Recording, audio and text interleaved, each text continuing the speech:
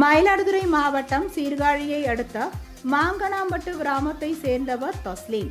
இவர் வெளிநாட்டில் பணியாற்றி வரும் நிலையில் வீட்டில் அவரது மனைவி ஜாஸ்மின், தாய் ஜிலிபாபு மற்றும் 2 மகன்கள் உள்ளனர். 2 நாட்களுக்கு முன்பு அருகில் உள்ள தந்தை வீட்டிற்கு ஜாஸ்மின் சென்றுள்ளார். இந்நிலையில் இன்று காலை ஜாஸ்மின் வீட்டிற்கு வந்தபோது வீட்டின் கதவுகள் உடைக்கப்பட்டிருப்பதை பார்த்து அதிர்ச்சி அடைந்தார். உள்ளே சென்று பார்த்தபோது பீரோக்கள் உடைக்கப்பட்டு அதிலிருந்து 30 பவன் நகைகள் மற்றும் 60,000 ரூபாய் கொள்ளையடிக்கப்பட்டது தெரியவந்தது. இது குறித்த புகாரின் பேரில் ஆனைக்காரன் சத்திரம் போலீசார் வழக்கு பதிவு செய்து விசாரணை மேற்கொண்டு வருகின்றனர். இச்சம்பவம் அப்பகுதியில் பரபரப்பை ஏற்படுத்தியுள்ளது.